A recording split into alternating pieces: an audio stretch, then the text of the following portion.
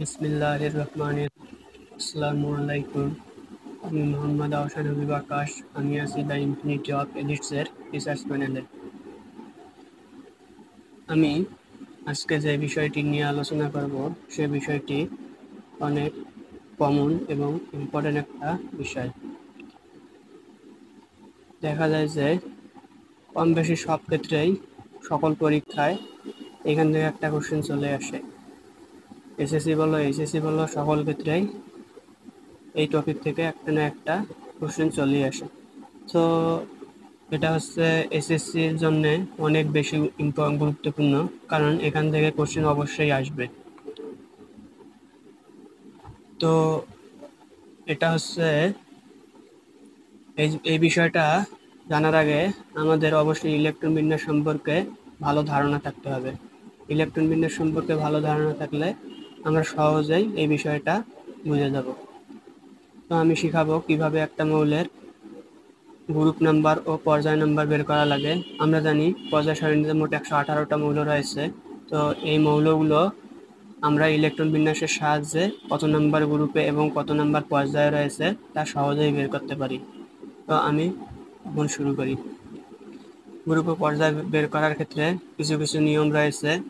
পর্যায় সংখ্যা বের করার ক্ষেত্রে একটা নিয়ম, কিন্তু গ্রুপ নম্বর বের করার ক্ষেত্রে কয়েকটি নিয়ম রয়েছে।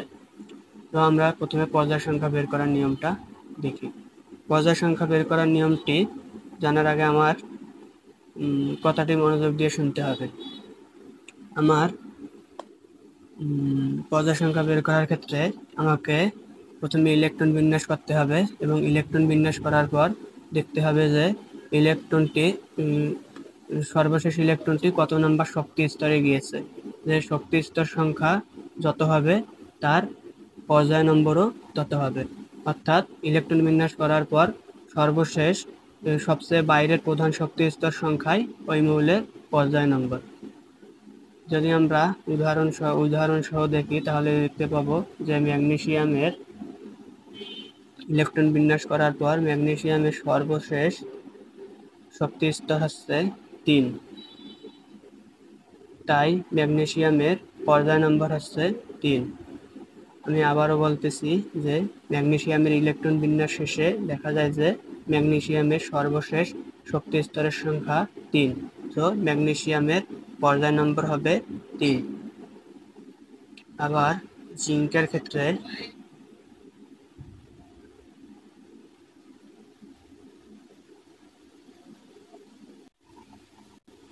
জিঙ্কের ক্ষেত্রে ইলেকট্রন বিন্যাস করলে দেখতে পাবো যে সর্বশেষ শক্তি স্তরের সংখ্যা হচ্ছে 4। তো সর্বশেষ শক্তি স্তর সংখ্যায় যেহেতু পর্যায় সংখ্যা, তাহলে জিঙ্কের পর্যায় নম্বর হবে 4। আবার একইভাবে সিলভারের ক্ষেত্রে ইলেকট্রন বিন্যাস শেষে দেখা যায় যে সর্বশেষ শক্তি স্তরের সংখ্যা 5। যেহেতু সর্বশেষ শক্তি স্তরের সংখ্যাই হচ্ছে কোনো মৌলের পর্যায় সংখ্যা, তাহলে সিলভারের সর্বশেষ শক্তি স্তর সংখ্যা 5, তো পর্যায় সংখ্যা হবে 5। আবার যদি দেখি যে বেরিলিয়ামের হচ্ছে 4 ইলেকট্রন বিন্যাস 1s2 2s2। তো সর্বশেষ শক্তি স্তরের সংখ্যা 2। তো আমরা বলতে পারি বেরিলিয়ামের পর্যায় সংখ্যা হচ্ছে 2। এখন শিখবো কিভাবে গ্রুপ নম্বর বের করা লাগে। তো গ্রুপ নম্বর বের করার ক্ষেত্রে কয়েকটি নিয়ম ফলো করা লাগে, বিশেষত 3টি নিয়ম মানলেই সকল মৌলের গ্রুপ নম্বর বের করা যায়। তো চলো 1 নম্বর রুলটি দেখি। 1 নম্বর রুলটি এইটা যে কোনো মৌলের ইলেকট্রন বিন্যাস করার পর শেষে বাইরের প্রধান শক্তি স্তরে যদি শুধু s অরবিটাল থাকে, তাহলে ওই s অরবিটালের মোট ইলেকট্রন সংখ্যাই হবে ওই মৌলের গ্রুপ নম্বর। আমি আবারও বলতেছি যে কোনো মৌলের ইলেকট্রন বিন্যাস করার পর সর্বশেষ শক্তি স্তরে যদি s অরবিটাল থাকে আর ওই s অরবিটালের মোট ইলেকট্রন সংখ্যাই ওই মৌলের গ্রুপ নম্বর নির্ধারণ করবে। তো আমি উদাহরণ সহিত দেখাই যে পটাশিয়ামের ইলেকট্রন বিন্যাস করলে দেখা যায় যে এর সর্বশেষ শক্তি স্তর সংখ্যা 4 এবং অরবিটালের সংখ্যা হচ্ছে s। তো আমি বলেছি যে সর্বশেষ শক্তি স্তরে s অরবিটাল থাকবে এবং ওই s অরবিটালের মোট ইলেকট্রন সংখ্যাই ওই মৌলের গ্রুপ নম্বর নির্ধারণ করবে।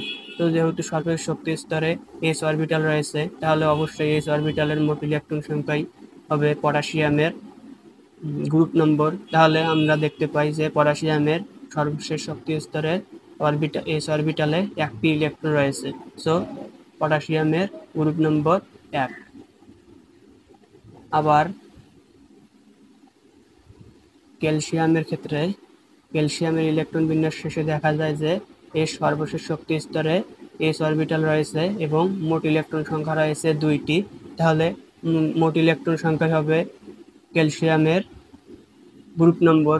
তাহলে s অরবিটালে রয়েছে 2টি ইলেকট্রন, তাহলে ক্যালসিয়ামের গ্রুপ নম্বর অবশ্যই 2। আবার যদি আমি এগুলোর বাইরে দেখাই যে সোডিয়াম 11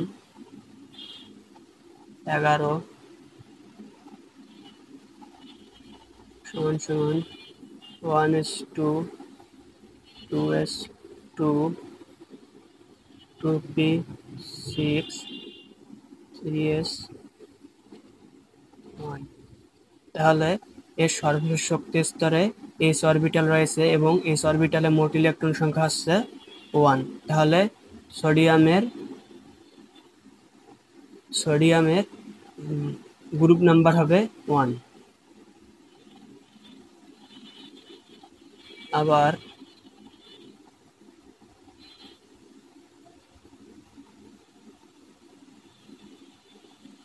ম্যাগনেসিয়াম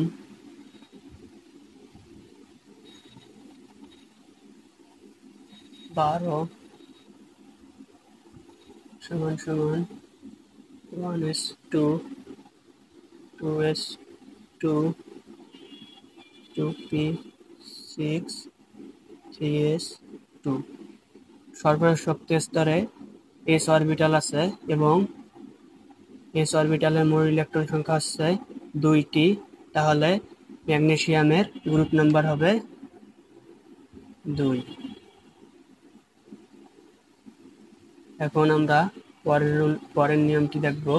পরের নিয়মটি হচ্ছে যে কোনো মৌলের ইলেকট্রন বিন্যাসের পর সর্বশেষ প্রধান শক্তি স্তরে যদি s ও p অরবিটাল থাকে, তাহলে ওই s ও p অরবিটালের মোট ইলেকট্রন সংখ্যার সাথে 10 যোগ করে ওই মৌলের গ্রুপ নম্বর বের করতে হবে। অর্থাৎ কোনো মৌলের ইলেকট্রন বিন্যাস করার পর তার শেষ শক্তি স্তরে s ও p অরবিটাল থাকবে এবং s ও p অরবিটালে অবশ্যই একই শক্তি স্তরে হতে হবে। তাহলে আমরা তার সাথে 10 যোগ করে গ্রুপ নম্বর পেয়ে যাব।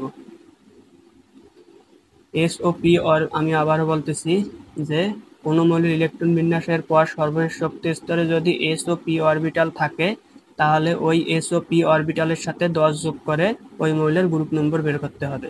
তো এখানে দেখো যে s + p + 10 = গ্রুপ নম্বর। কখন এটা প্রযোজ্য হবে? যখন কোনো মৌলের ইলেকট্রন বিন্যাস করার পর সর্বশেষ শক্তি স্তরে s ও p অরবিটাল থাকবে, তখন আমরা এটা ফলো করব। তাহলে আমরা ওই মৌলের গ্রুপ নম্বর সহজেই বের করতে পারবো। তাহলে চলো আমরা দেখি যে অ্যালুমিনিয়ামের ক্ষেত্রে অ্যালুমিনিয়ামের ইলেকট্রন বিন্যাস শেষে দেখা যায় যে সর্বশেষ শক্তি স্তরের সংখ্যা 3 এবং s ও p দুটা অরবিটাল রয়েছে। তাহলে আমাদের উপরোক্ত নিয়মটি ফলো করতেছে। উপরোক্ত নিয়মটি ছিল যে s ও p অরবিটালের মোট ইলেকট্রন সংখ্যার সাথে 10 যোগ করতে হবে। তাহলে 10 যদি যোগ করি, যে s এ রয়েছে 2টি ইলেকট্রন এবং p তে রয়েছে 1টি ইলেকট্রন, তাহলে s ও p এর ইলেকট্রনের সাথে 10 যোগ করা লাগবে। 10 যোগ করার পর যা হবে তাই হবে ওই মৌলের গ্রুপ নম্বর। তাহলে অ্যালুমিনিয়ামের গ্রুপ নম্বর হচ্ছে 13। আবার আর্গনের ক্ষেত্রে আর্গনের ইলেকট্রন বিন্যাস শেষে দেখা যায় যে সর্বশেষ শক্তি স্তরের সংখ্যা হচ্ছে 3 এবং সর্বশেষ শক্তি স্তরে এস ও পি দুইটা অরবিটাল রয়েছে। তাহলে সূত্র অনুযায়ী এস ও পি এর মোট ইলেকট্রনের সাথে 10 যোগ করতে হবে। তাহলে আমরা আর্গনের গ্রুপ নম্বর পেয়ে যাব। তাহলে এস এ রয়েছে 2টা ইলেকট্রন, পিতে রয়েছে 6টি ইলেকট্রন এবং তার সাথে যদি আমি 10 যোগ করি তাহলে 18 পাবো। তাহলে আর্গনের গ্রুপ নাম্বার হচ্ছে 18। বোরনের ক্ষেত্রে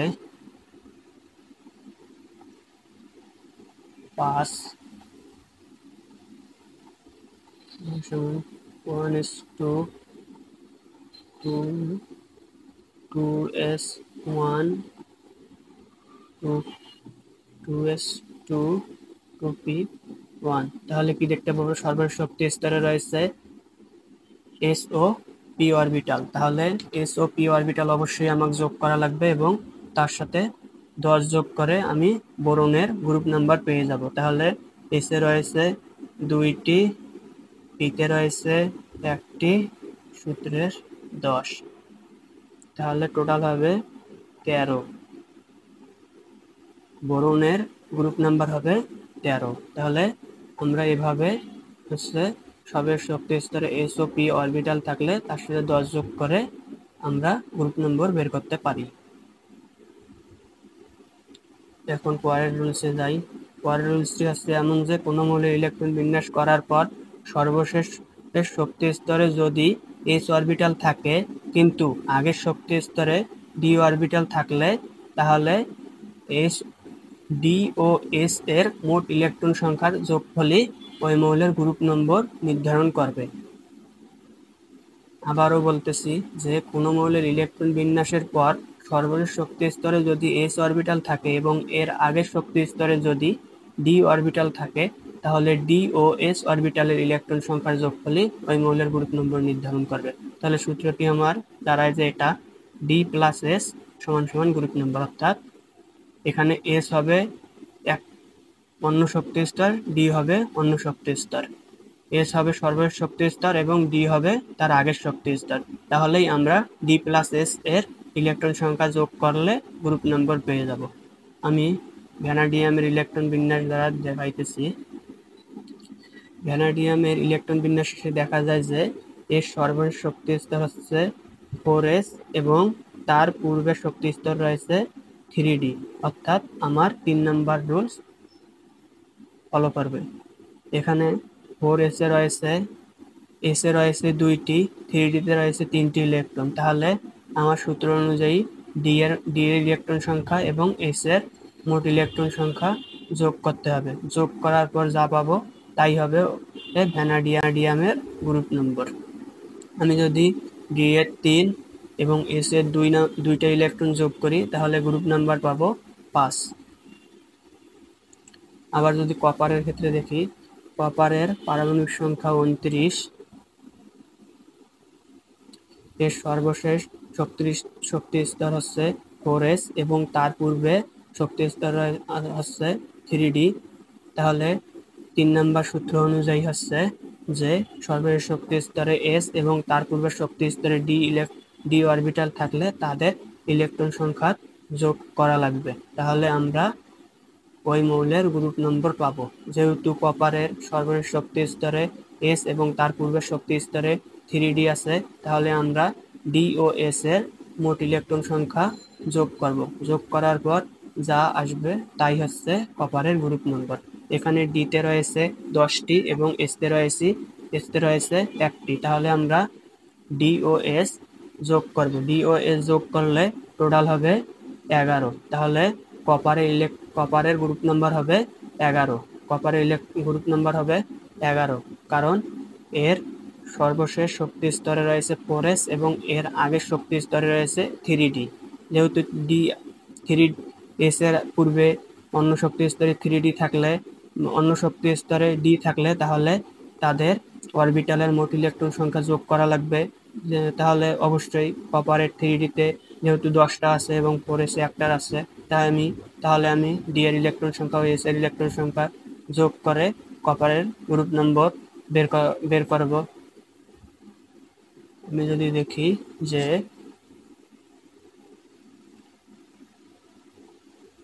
আয়রন এপি হচ্ছে 26 1:2 2:2 2p6 3:2 3p6 3d6 4s2।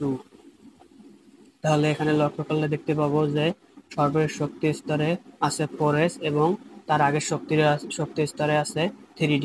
তাহলে নিয়ম অনুযায়ী আমাকে এস ও ডি এর মোট ইলেকট্রন সংখ্যা যোগ করা লাগবে। যদি আমি মোট ইলেকট্রন সংখ্যা যোগ করি তাহলে এস এ রয়েছে 2টি, ডিতে রয়েছে 6টি, তাহলে 8 পাবো। 8 হচ্ছে আয়রনের গ্রুপ নম্বর। আশা করি আমার আজকের এই ক্লাস থেকে তোমরা কোনো মৌলের গ্রুপ নম্বর এবং পর্যায় নম্বর কিভাবে বের করা লাগে তা পুরোপুরি শিখে গেছো এবং পরবর্তীতে আর কোনো সমস্যা হবে না। তাহলে আমি আজকের ক্লাস এখানেই শেষ করলাম। আল্লাহ হাফেজ।